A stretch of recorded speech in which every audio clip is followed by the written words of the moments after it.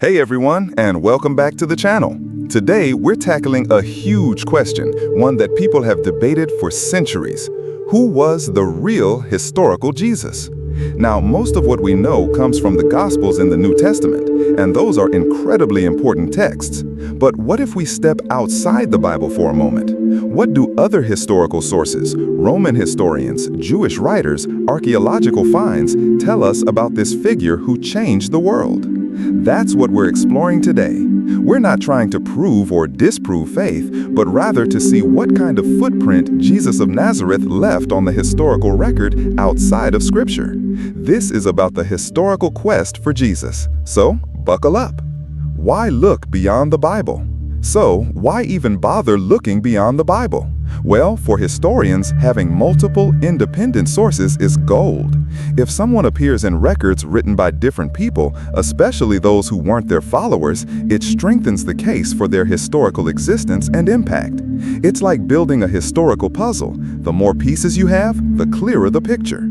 Let's start with the Romans. They weren't exactly fans of new religious movements, especially ones that hailed a king other than Caesar. Yet, a few prominent Roman historians mention Jesus or his early followers. First up, Cornelius Tacitus, one of Rome's greatest historians. Around 116 AD, writing about Emperor Nero's persecution of Christians after the Great Fire of Rome in 64 AD, Tacitus says, Tacitus isn't a Christian. He calls Christianity a mischievous superstition, but he confirms that Christus, Latin for Christ, was the founder, that he was executed by Pontius Pilate under Emperor Tiberius, all key details that align with the Gospel accounts. Then there's Pliny the Younger.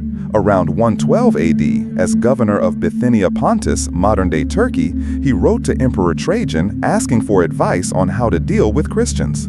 He describes them as people who would meet on a fixed day before dawn and sing responsively a hymn to Christ as to a god. Again, Pliny isn't endorsing Christianity. He's trying to figure out how to handle this growing movement. But his letter confirms Christians were worshiping Christ as divine very early on. What about Jewish sources? This is a bit more complex, but the most significant is Flavius Josephus, a first-century Jewish historian who wrote for a Roman audience. In his work, Antiquities of the Jews, written around 93-94 AD, Josephus mentions Jesus twice. One reference is quite famous, called the Testimonium Flavianum. Now, scholars debate this passage. Many believe it was later edited by Christian scribes to make it sound more overtly Christian. However, many scholars agree that Josephus likely did write something about Jesus, even if the exact original wording is debated. The consensus points to an authentic core mentioning Jesus as a wise man, a worker of surprising deeds who attracted many followers and was crucified by Pilate. Josephus also mentions James, the brother of Jesus, who was called Christ. This is less controversial and provides another strong link. Why mention James in relation to Jesus unless Jesus himself was a known figure? Okay, what about digging in the dirt?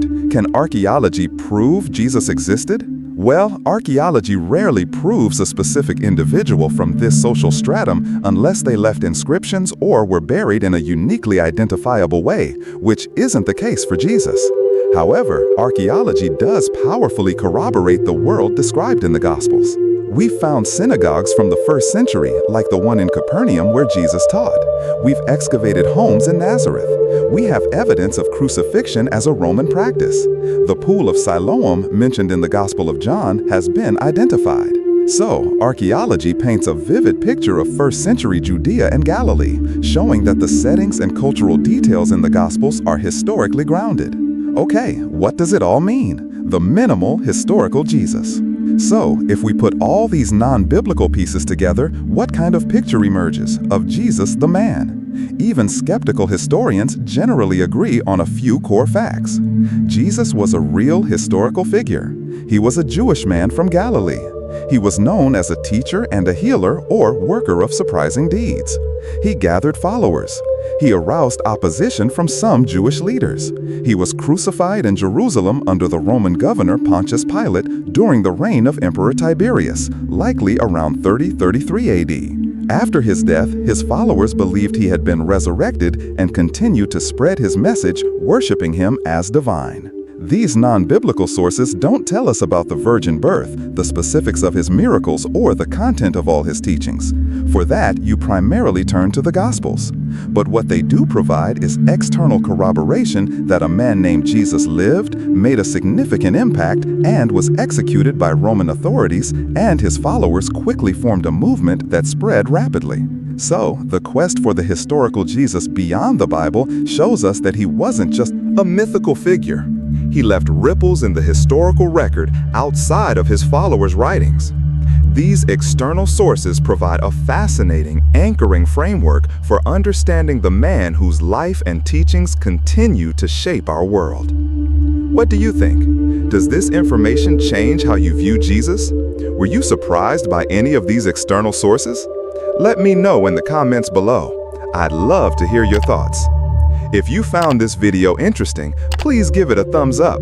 Subscribe for more content like this and hit that notification bell so you don't miss our next exploration. Thanks for watching, and I'll see you in the next video.